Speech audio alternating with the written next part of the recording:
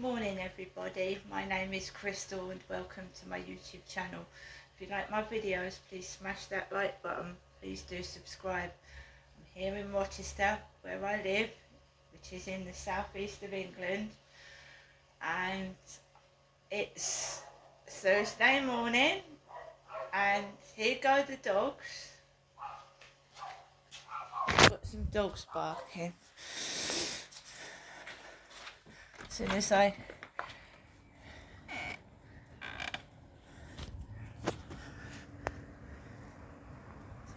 get to it. That's not me, of course. I do wear a cap sometimes. I don't wear short vests, and my dog is a Chihuahua.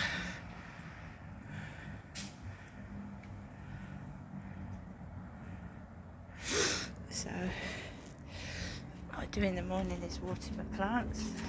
So I water my plants.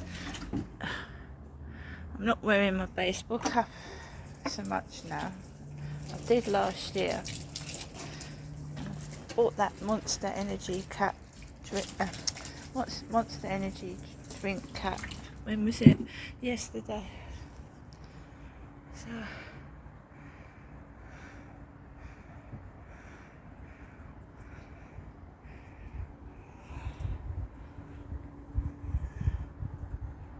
I was a big parcel. I'm indoors. Away from all that, I'm indoors. I don't go out with Max early in the morning. He's a tiny Chihuahua, smaller than a cat. He's smaller than my ginger cat. So that girl had a dog like Charlie. I don't know whether it was a lurcher or a greyhound. Charlie had a white thin dog, and it was some foreign expensive dog.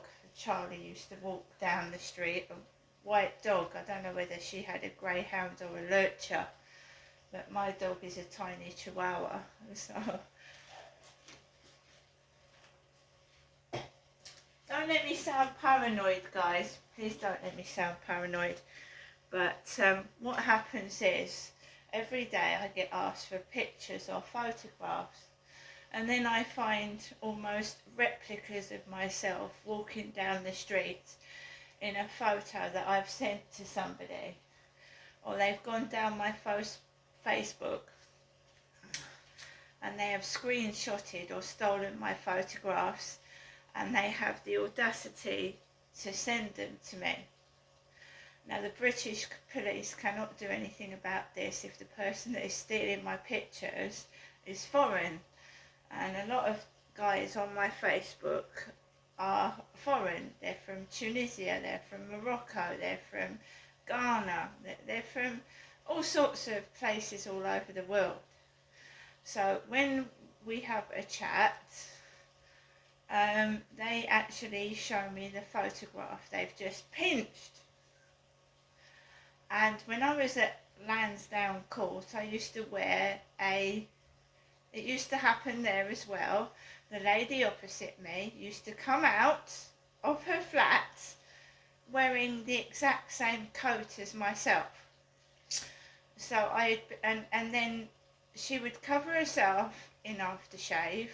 I would go out of my flat and I would get extremely sick because I was sensitive to smells, and I wouldn't be able to go out, but she went out.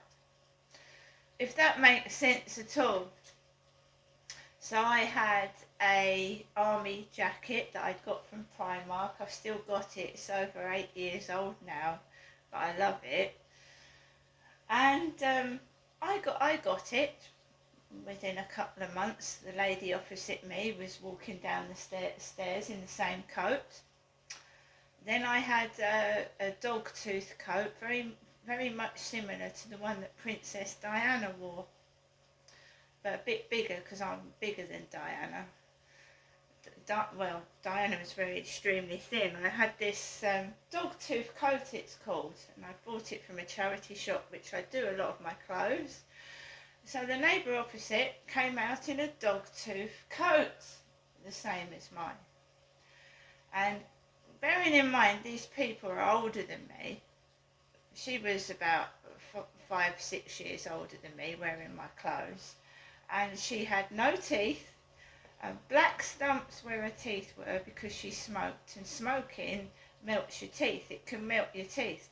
So the neighbour opposite me had stumps for teeth, black stumps where cigarettes had burnt her teeth down to stubs, and she had a bob haircut, and she was dressing in clothes similar to mine. I'm going to have to say similar because they're not exact replica, very much the same.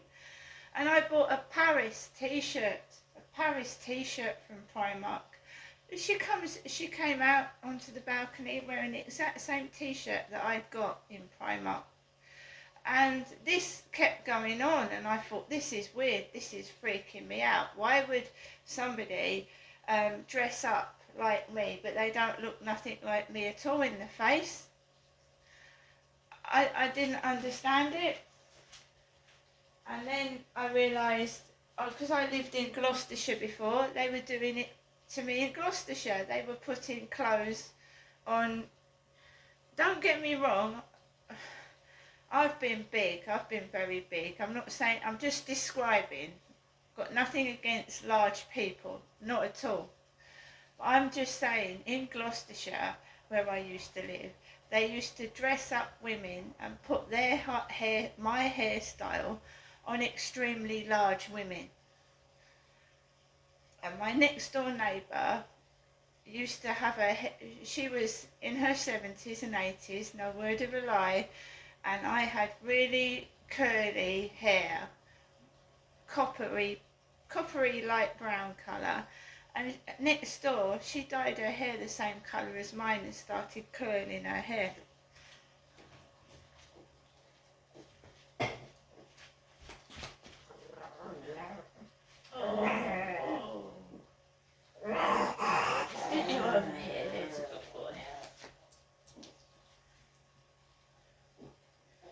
So this sort of thing has been going on for a long time, you know, it's been going on for long. So when I went out yesterday evening to walk Max, I can't blame all this on the guy upstairs. I just think he's part of it. I'm not saying it's him purposely, like, doing it. I'm just saying it's been happening. It happened at my school. Someone had the exact same rain mac as myself. Exactly the same raincoat. It was exactly the same. And I took their raincoat home by mistake, and they must have had mine when I was a kid. I just don't understand what's been going on since I was a child. And now I've grown up into a fully grown middle-aged adult. It's still going on, and it doesn't amuse me. I don't think it's funny. I think it's scary walking down the path, seeing someone dressed like you. It's almost your double. It's absolutely frightening. And it must have been when I was a kid. I just want to know who's doing this to me. And it may appear selfish. Does it happen to anybody else? Has anybody else experienced it? You know, people having an intense fascination with you that they dress other people up in your clothing.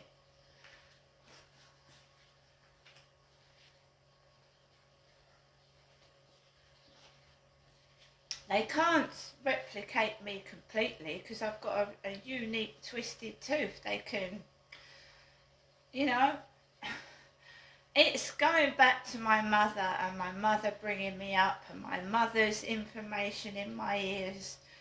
You're not me, are you, Genestra? You're not me. And everyone's trying to copy Jennifer, but they're not copying Jennifer, they're copying me, and I'm not Jennifer. I'm not Jennifer.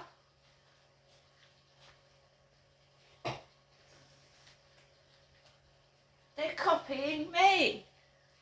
Why?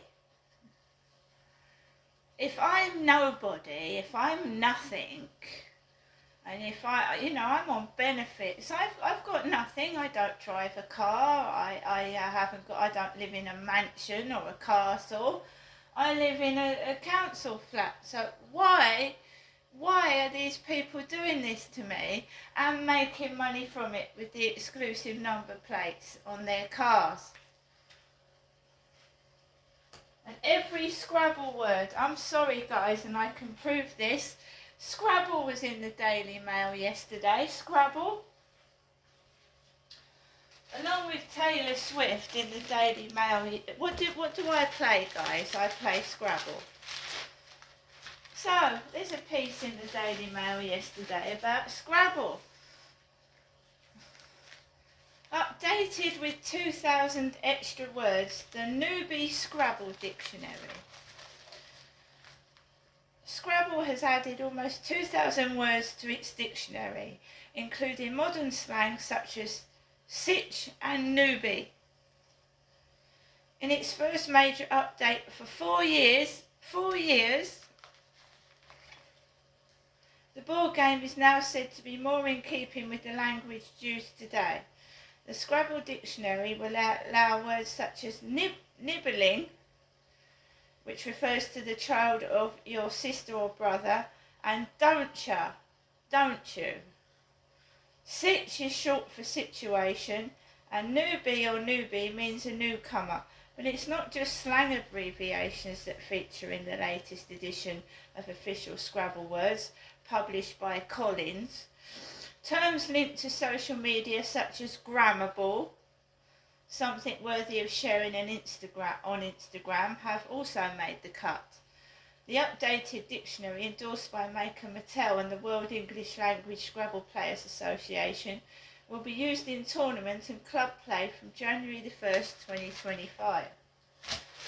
So Scrabble's made it into the newspaper, even if I haven't, Scrabble has.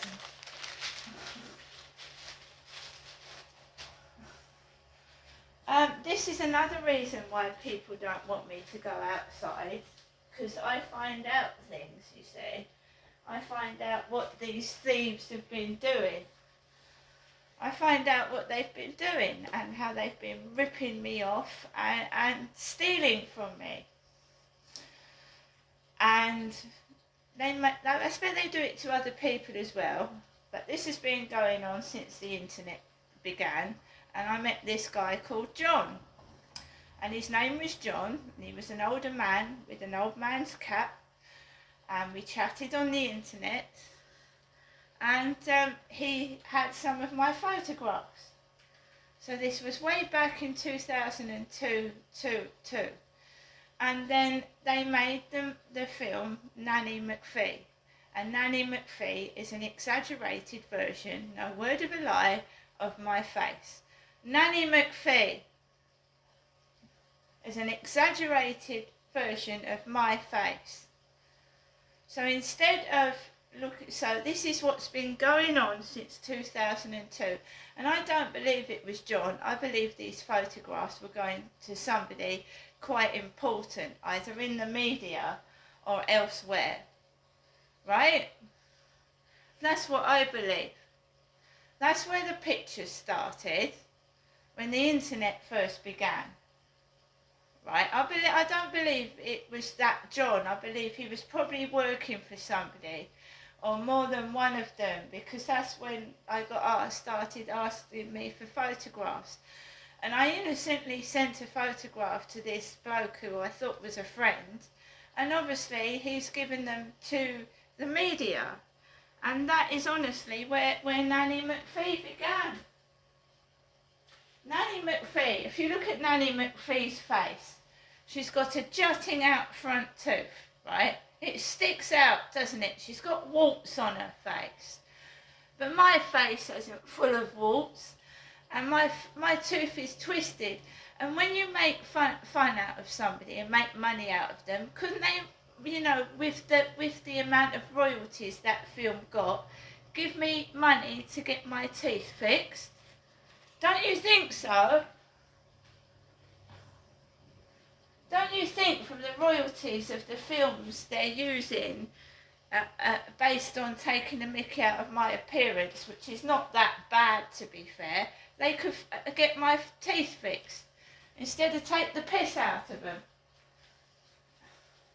Now that is what they don't want you to know, and that is what they've been doing.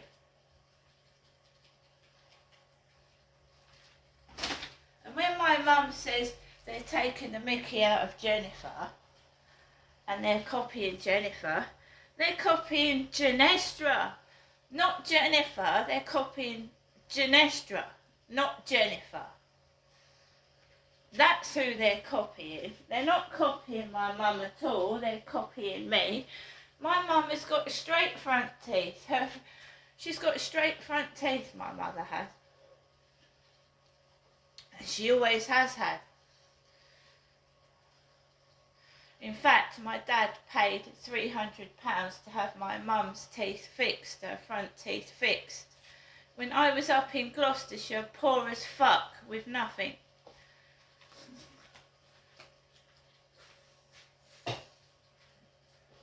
She had her front teeth done private, my mother did.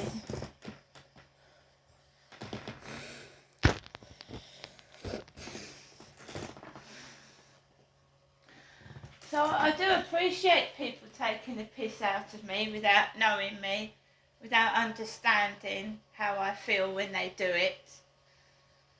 It makes me feel lovely. You know, lovely. Well, they've been ripping me off for several years, making millions out of films and TV series. I watch the latest TV series. I watch where they get ideas from Netflix series and films. I know what they're doing. They're thieves, they're rotters. They can't afford to share the royalties of anything. They leave me poor and penniless. And every day I get asked for another photograph. How old are you? What's your job? What are your hobbies? They fucking thieve from me every day while I'm on benefits, living in council accommodation, while they're laughing their head off, probably sailing on yachts, for all I know. And I'm not the only one it's been done to. There are more of us out there that have been ripped off and hidden away. There are. I told you that Tattle Life. Tattle Life, that's the person doing it to me. The person that wrote about me in Tattle Life. And if I'm nobody, why are they talking about me for a start on Tattle Life? If I'm nobody and nothing, why are they talking about me?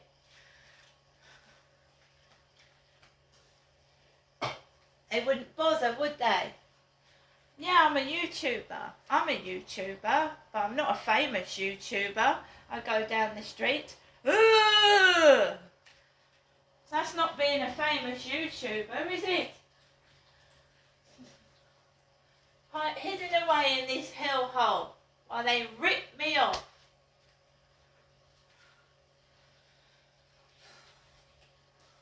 People in their later life want to go and retire somewhere, you know, to a nice little cottage by the sea or somewhere out the way and rest and spend the rest of their life in retirement and peace and quiet. Not me.